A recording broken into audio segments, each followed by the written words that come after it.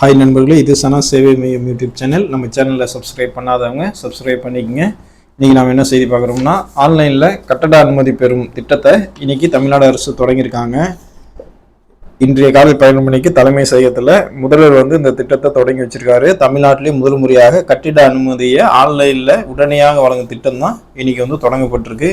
இந்த திட்டத்தின்படி www.ppa.tn.government.in இந்த வெப்சைட்டில் ஆன்லைன் மூலமாக விண்ணப்பிக்கணும். ஆன்லைன் மூலமாக விண்ணப்பிக்கிறவங்களுக்கு அவங்க கொடுக்கும் விவரத்தின் அடிப்படையில் உடனடியாக அனுமதி வழங்கப்படும் அப்படின்னு சொல்லிட்டு அரசாங்கம் சொல்லியிருக்காங்க.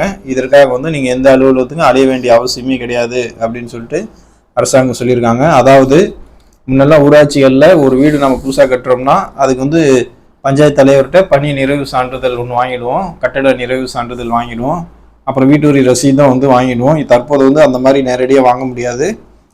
பஞ்சாயத்துலேயே பணம் கொடுக்க வேண்டிய அவசியம் இல்லை. இப்போ நேரடியாக நீங்கள் ஆன்லைன்லேயே அப்ளை பண்ணிக்கலாம். ஆன்லைன் ppa.tn.government.in அதில் கேட்கக்கூடிய அந்த வெப்சைட்டில் என்னென்ன விவரங்கள் கேட்குறாங்களோ அதெல்லாம் நீங்கள் கொடுத்தீங்கன்னா ஆன்லைன்லேயே நீங்கள் விண்ணப்பிச்சுக்கிட்டா ஒரு வாரத்துக்குள்ளே உங்களுக்கு அதுக்கான அனுமதி இதை கொடுத்துருவாங்க.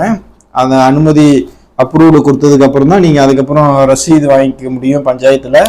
அதை வாங்கிக்கிட்டீங்கன்னா அதன் பிறகு தான் அதை வச்சு தான் மின்சார கனெக்ஷன், குடிநீர் கனெக்ஷன், கழிவுநீர் கனெக்ஷன்லாம் உங்கள் வீட்டுக்கு நீங்கள் பெற முடியும்.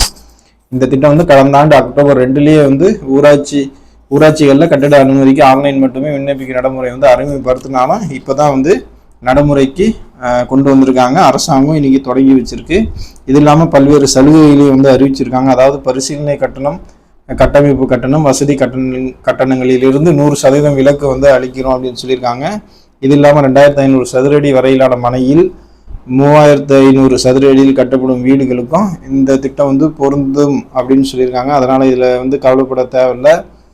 அதே மாதிரி இந்த என்னென்னா தளப்பரப்பு குறியீட்டிலையும் பணி முடிப்பு சான்றிதழ் பெறுவது சலுகைகள் தமிழ்நாடு அரசு அறிவிச்சிருக்கு. ஒருங்கிணைந்த வளர்ச்சி கட்டிட விதிகளின் அடிப்படையில் கட்டி முடிக்கப்பட்ட கட்டிடத்துக்கு பணி நிறைவு சான்றிதழ் பெற்றால் தான் மின்சாரம், குடிநீர், கழிவுநீர் முன்ன கொடுத்துருந்தாங்க. இப்போ இதில் திருத்தம் பண்ணியிருக்காங்க.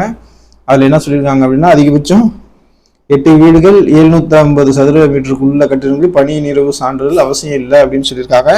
அதே போல் 300 சதுர மீட்டர் வரையும் உயரத்தில் 14 மீட்டர் மிகாமல் கட்டப்படும் வணிக கட்டணங்களுக்கும் பணி நிறைவு சான்றிதழ் தேவையில்லை அப்படின்னு சொல்லியிருக்காங்க.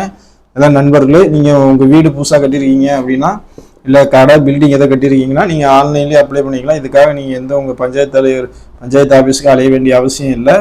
இது ஒரு அருமையான திட்டம். இந்த வாய்ப்பு பொதுமக்கள் பயன்படுத்திங்க. இந்த செய்தியை மற்ற நண்பர்களுக்கு ஷேர் பண்ணுங்கள்.